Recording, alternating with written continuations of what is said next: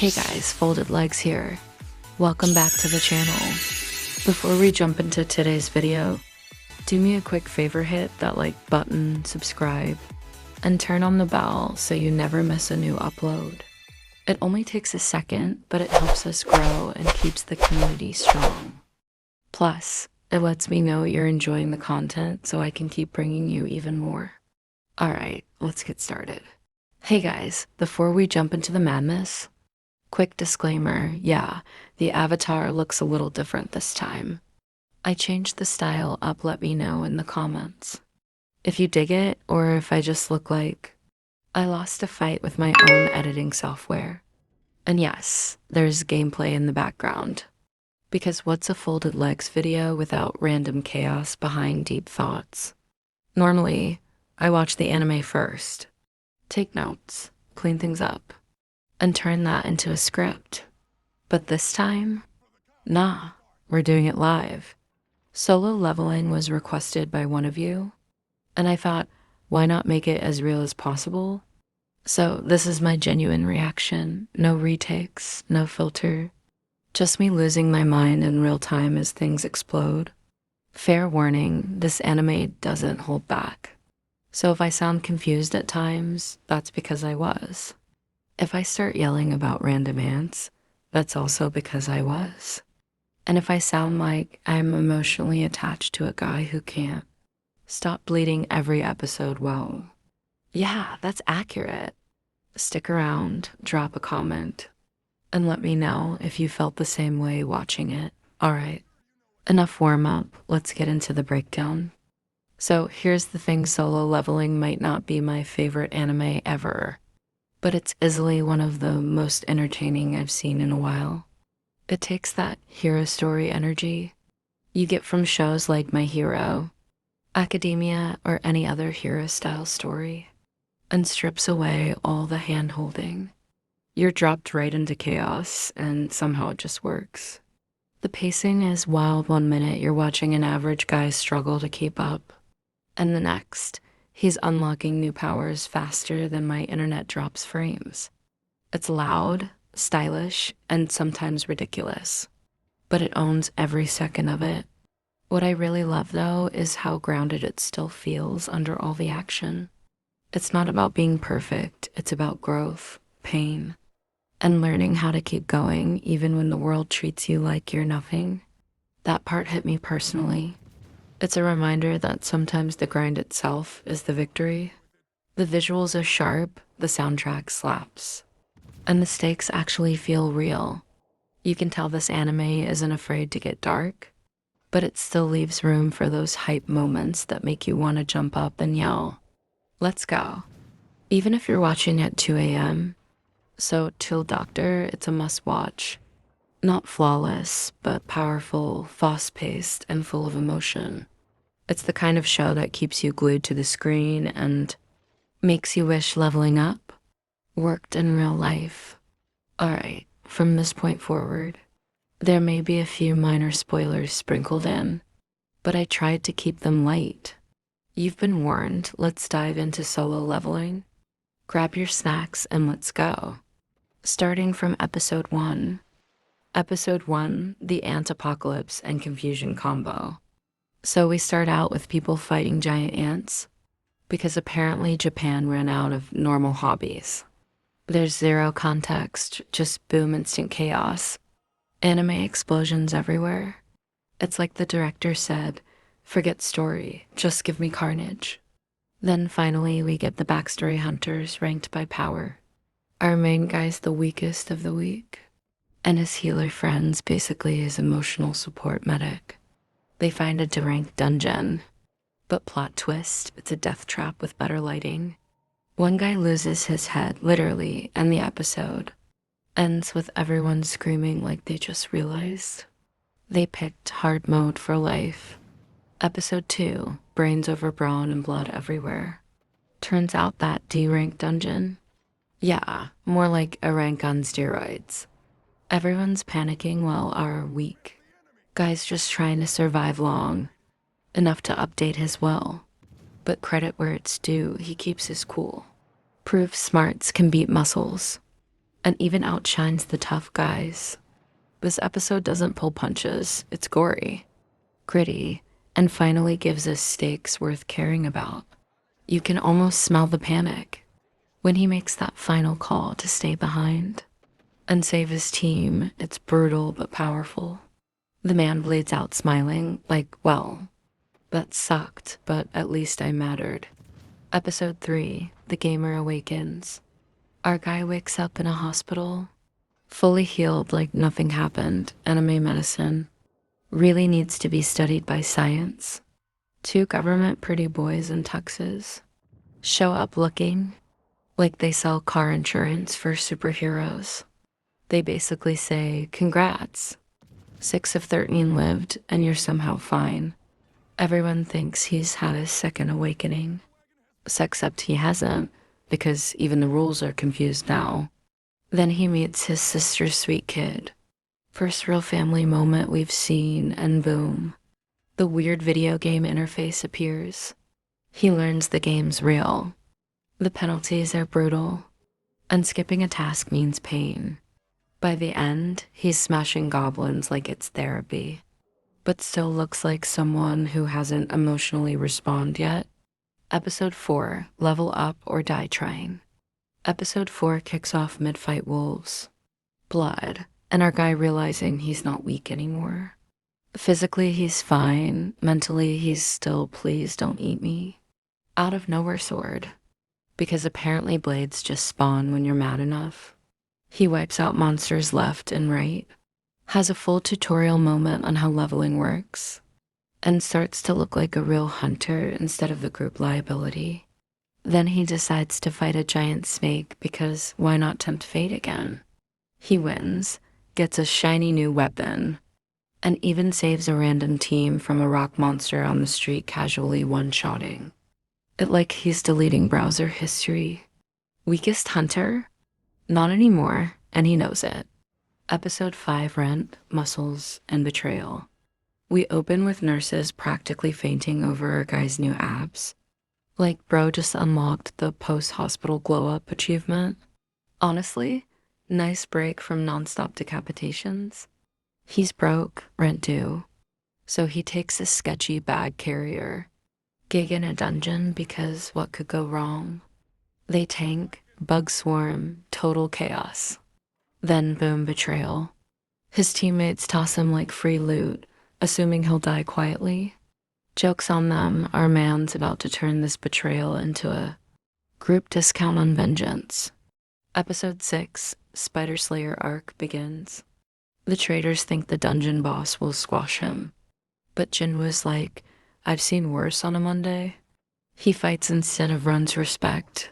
His one surviving teammate starts simping hard dudes like, yes, boss, whatever you say, boss. Jinwoo solos a giant spider like it's a tutorial fight. Then the rest return for round 2, big mistake. Game says kill, and he delivers swift, bloody, poetic. The last guy's begging for mercy, but Jinwoo's all out of forgiveness and patience. Episode 7, Revenge, Rent, and RPG Temptation. So the government guys find out Jinwoo somehow lived through a massacre, and they're like, yeah, that's normal. He finally gets a break at home, but peace lasts about 5 minutes before the other survivor shows up with a sketchy job offer. Then the tank's brother finds out Jinwoo killed his sibling, and it's instant threats and drama. The system tempts Jinwoo with an S rank dungeon that could cure any illness, his mom's sickness. Finally, some emotional depth. He gets wrecked, but of course wins anyway, anime rules and all. Episode 7.5, Help Me ChatGPT. Alright, full honesty, I couldn't watch this one because it was only in Japanese, and subtitles plus bad eyesight equals chaos. So yeah, I asked ChatGPT to tell me what happened. Apparently, Jinwoo does his usual power-up montage, glares at monsters, and wins like he's allergic to losing. So this recap's powered by confusion, and I'm okay with that. We make it work. Episode 8, Prison Party Disaster. Back to business, Jinwoo takes on a new raid. Supposedly D rank, but come on, we know better.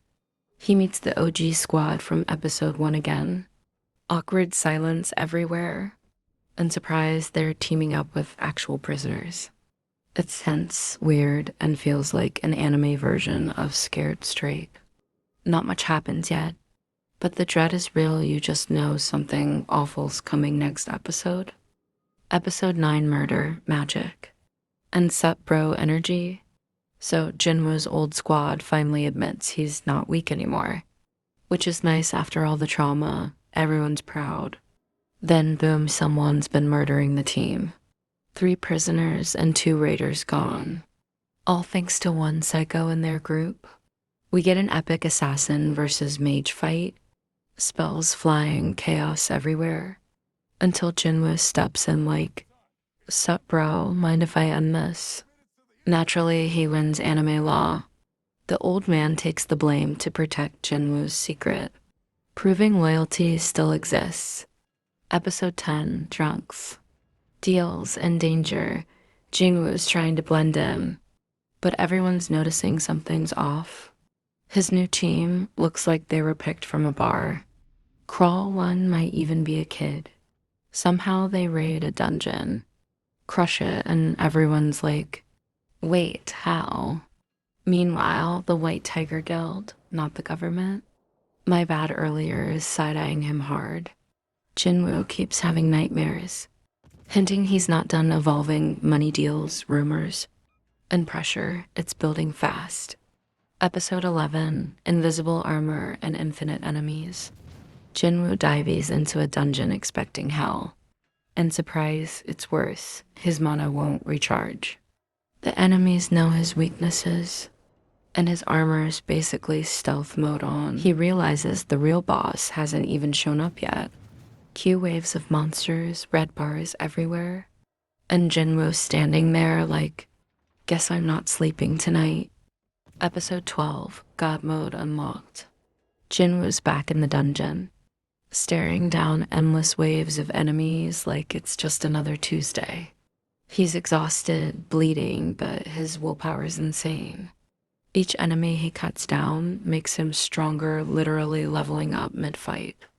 The system's screaming, stats maxing, and suddenly he's in full-on God mode. It's not just strength, it's control, confidence, evolution.